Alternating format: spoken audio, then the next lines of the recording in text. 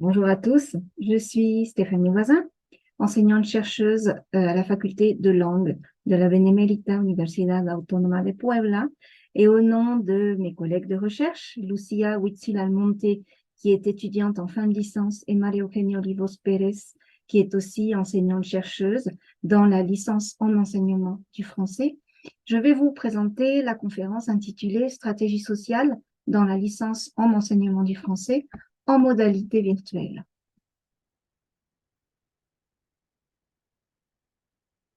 Bien. Nous avons décidé d'effectuer cette recherche car nous considérons important de déterminer dans quelle mesure l'interaction entre les apprenants et le sentiment d'appartenance à un groupe influe sur la qualité de l'apprentissage des étudiants, ainsi que d'identifier si les stratégies sociales sont développées par les étudiants de la LEF. Je répète, c'est la licence en enseignement du français qui prépare de futurs enseignants de français langue étrangère. Notre problématique s'inscrit dans la pandémie due au Covid-19, au cours de laquelle les étudiants de la LEF, de la faculté de langue de la UAP, ont fait face très soudainement à différents changements liés au fait qu'ils sont passés des cours présentiels auxquels ils étaient habitués pendant toute leur scolarité aux cours virtuels dans lesquels l'apprentissage est mené derrière un ordinateur, que ce soit en mode synchrone ou asynchrone. Les universitaires de la LEF ont eu à affronter chez eux des problèmes d'Internet, des bruits de voisinage, des difficultés économiques et familiales, ou encore des problèmes de santé. Et nous sommes témoins que l'adaptation aux cours en ligne a posé de nombreux problèmes. Et ce, non seulement à la LEF, mais dans tous les niveaux éducatifs et dans tous les pays. L'un des changements les plus drastiques est que l'interaction sociale propre à la salle de classe est devenue pratiquement inexistante. Cela fait qu'apprendre à apprendre devienne très différent pour les étudiants qui étaient habitués à un contexte éducatif marqué par l'interaction avec les amis, les camarades, les professeurs et, en somme, tout le milieu scolaire. Avoir vécu et expérimenté cet apprentissage peu conventionnel a mis en évidence des failles dans la relation didactique, notamment le fait que le professeur ne connaît pas toujours les apprenants et que ceux-ci ne connaissent pas leur professeur, car ils n'ont pas eu d'interaction présentielle avec lui. La situation est la même entre les étudiants, puisque les interactions uniquement à visée didactique entraînent une relation circonstancielle, mue par la nécessité de faire des tâches d'apprentissage en commun.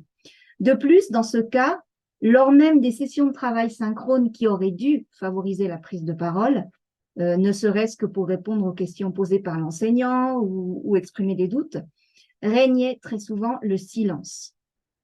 Le manque de participation des apprenants, les caméras éteintes, les problèmes d'interaction et l'apathie durant le travail en équipe, ou encore le manque d'empathie entre les apprenants, nous ont amenés à vouloir analyser l'importance d'appliquer des stratégies sociales pendant les cours en ligne pour favoriser l'apprentissage coopératif de la langue française chez les étudiants de la LEF.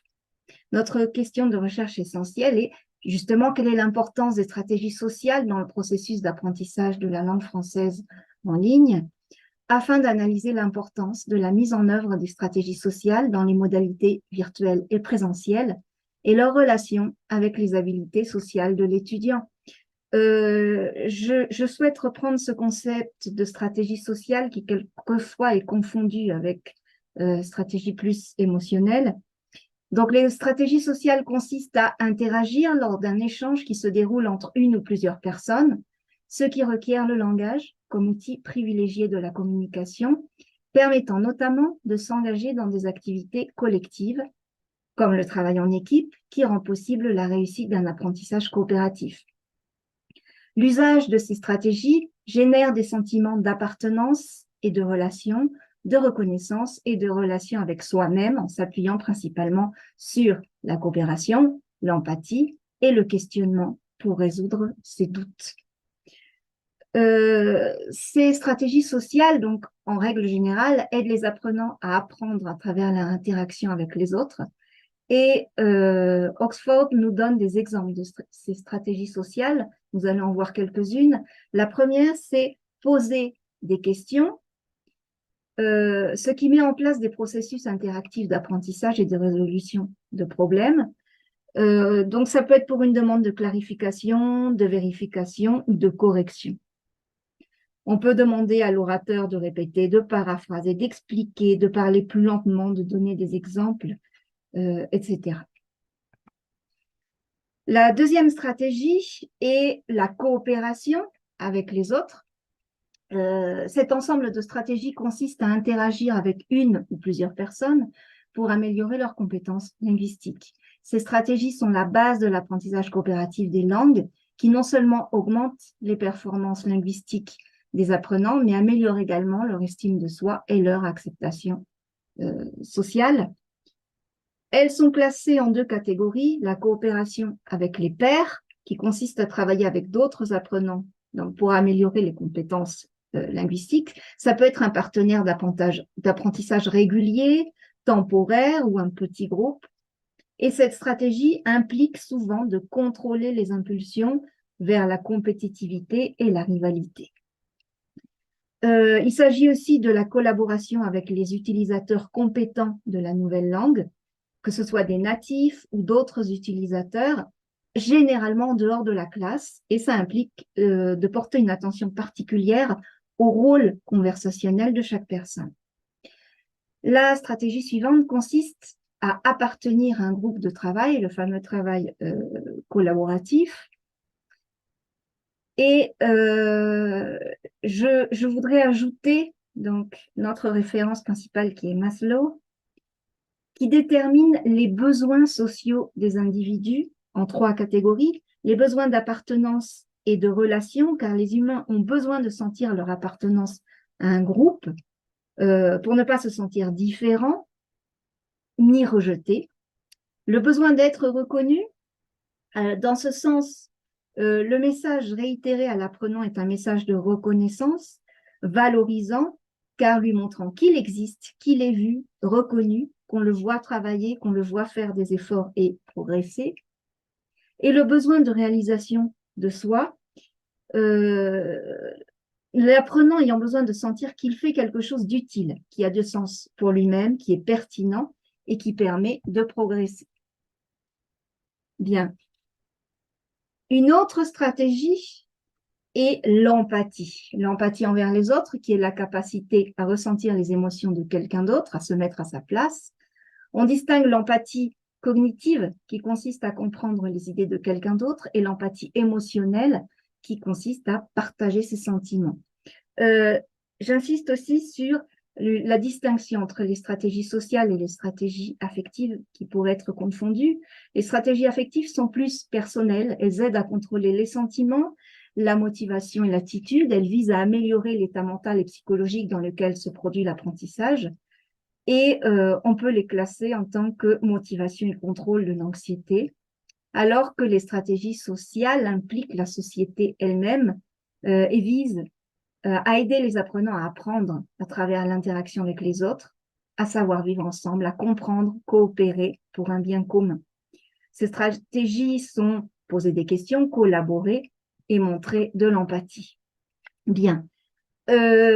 Notre méthodologie est une méthodologie qualitative, concrétisée par l'élaboration de 9 questions ouvertes, appliquées dans un groupe focal en automne 2022. Ce groupe focal était composé de 6 étudiants de l'ALEF, appartenant aux générations 2018 et 2019, afin de favoriser l'échange d'expériences authentiques sur l'apprentissage en modalité virtuelle. Nous avons analysé les réponses en nous centrant sur les thèmes ressortant des réponses grâce à l'identification de patrons, de catégories pertinentes en relation avec les difficultés d'ordre social. Ces questions ont été posées en espagnol pour éviter tout obstacle à la communication. Donc, elles apparaissent ici en espagnol. Question 1, ¿qué es para ti la interacción social? Et donc, j'ai détaillé les réponses sur les diapositives. La plupart des intervenants ont répondu que l'interaction sociale est un processus dans lequel au moins 2 personnes échangent des idées, des expériences, des connaissances, des sentiments de manière conjointe. 3 des personnes interrogées ont ajouté que l'interaction doit se donner dans un lieu et un moment déterminé, autrement dit en face à face. Donc, il y a un consensus, une bonne compréhension de ce qu'est l'interaction sociale. Question 2. ¿En qué momento podías interactuar con tus compañeros o amigos de la universidad en clases virtuales?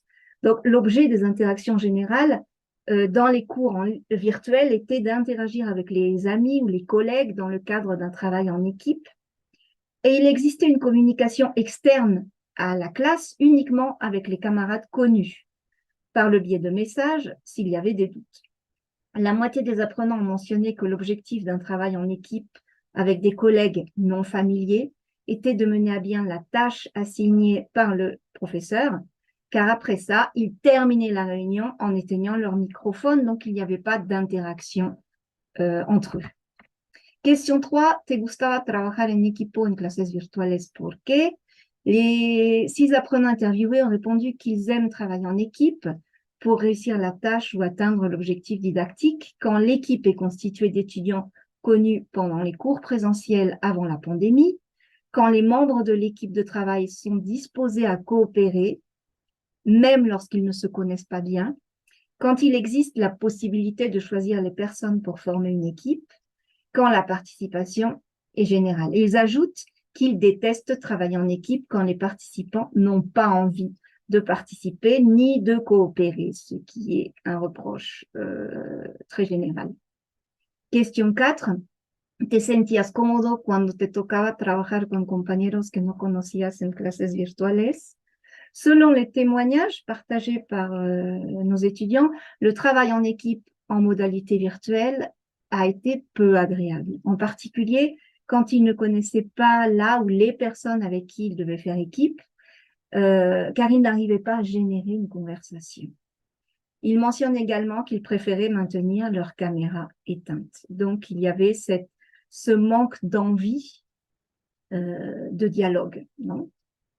Par contre, dans les cas où l'interaction sociale repose sur une réciprocité des échanges, concrètement, lorsque les membres de l'équipe font passer des messages et répondent à des messages, c'est-à-dire quand il existe réellement un événement dialogique, interviennent naturellement des stratégies sociales. Donc, on doit voir s'exprimer un engagement de l'intervenant à assumer les fonctions de locuteur et interlocuteur. Donc, il doit y avoir un engagement. Et dans ce cas-là, les étudiants sont participatifs.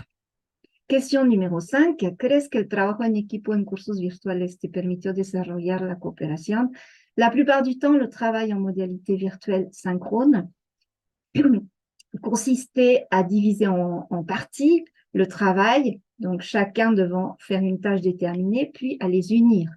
Ce qui ne les satisfaisait pas, ça veut bien dire qu'ils ont une idée précise des objectifs du travail en équipe et savent qu'il ne s'agit pas de répartir des tâches individuelles, mais bien de partager des idées, de discuter, d'interagir, de collaborer pour atteindre le résultat le plus pertinent en relation aux objectifs d'apprentissage fixés.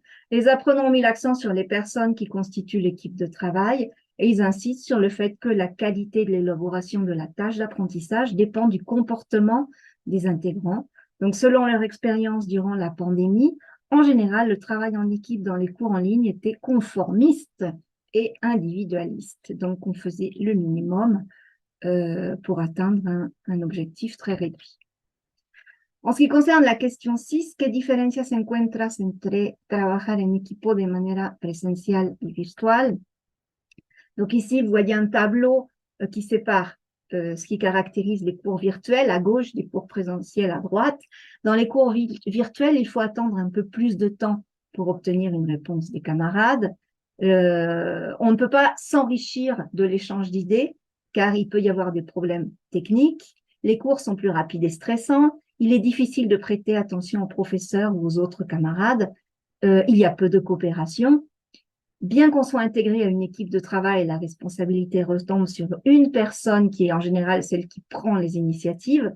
On ne peut pas savoir si nos camarades nous entendent et se concentrer sur la langue française est plus difficile car il y a beaucoup de distracteurs comme la famille, les bruits du voisinage, la télévision ou encore autre chose. Au contraire, dans les cours présentiels, l'interaction est plus rapide, ce qui permet aussi une meilleure compréhension et communication. Il y a davantage de coopération, bien sûr, puisque là, on ne peut pas éteindre la caméra ou s'abstraire de la situation de communication. Il existe davantage de confiance, car on peut voir les gestes de la personne savoir si elles prêtent attention, on connaît mieux les autres et on peut former soi-même des équipes de travail, on s'exprime plus facilement, la classe en général est plus amusante et dynamique et la responsabilité, cette fois, elle est partagée par tous les membres de l'équipe car ils sont obligés de coopérer. En ce qui concerne la question 7, según tu experiencia, pertenecer a un equipo de trabajo y tener una interacción social te permitirá tener una mejor adquisición del lenguaje, en este caso français. Les apprenants utilisent le travail en équipe comme un moyen pour corriger les erreurs et en diminuer le nombre, c'est-à-dire pour développer les compétences langagières en langue française. Et dans ce cas, l'équipe est un espace de soutien pour éclaircir ses doutes concernant des thèmes, que ce soit de grammaire, de phonétique ou de syntaxe principalement. ¿Crees que la falta de interacción cara a cara en los cursos virtuales ha afectado tu proceso de aprendizaje del francés? En modalité présentielle, les étudiants avaient davantage de confiance en leur capacité pour parler en français, car ils pouvaient voir l'expression, les actions du professeur, des collègues. Ils pouvaient voir si les autres étaient attentifs aux idées, aux commentaires échangés.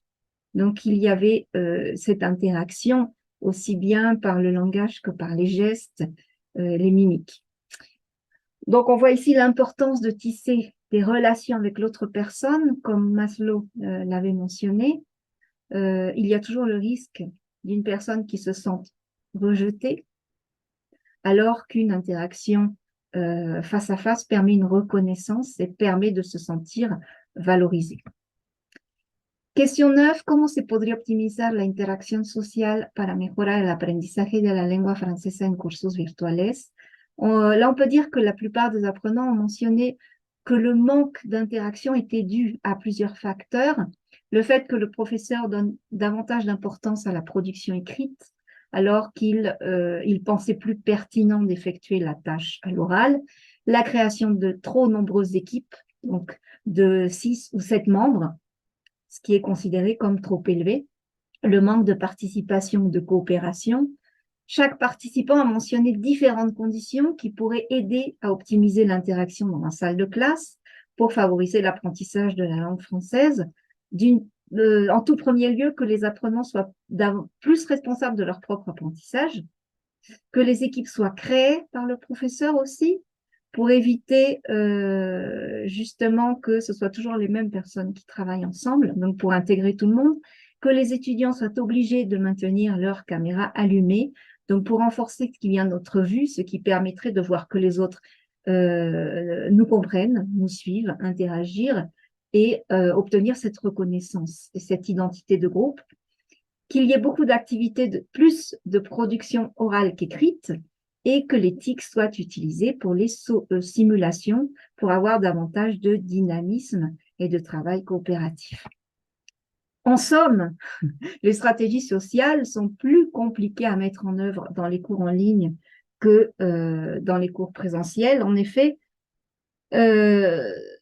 ça se produit surtout quand l'interaction est exclusivement orientée vers la réussite d'une tâche désignée par l'enseignant, suivant une modalité de travail en salle de réunion durant une durée limitée au temps considéré par l'enseignant comme suffisant pour terminer l'activité.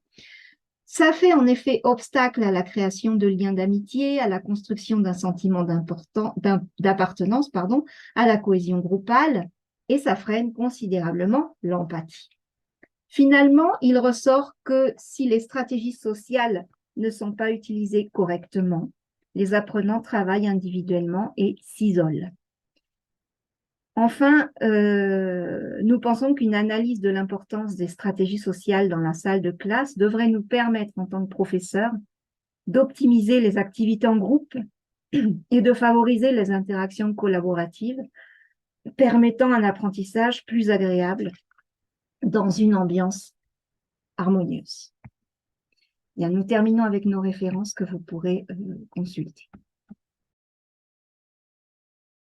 Nous espérons que cette conférence vous aura intéressé et que nous nous verrons très bientôt pour échanger sur ce thème. À bientôt.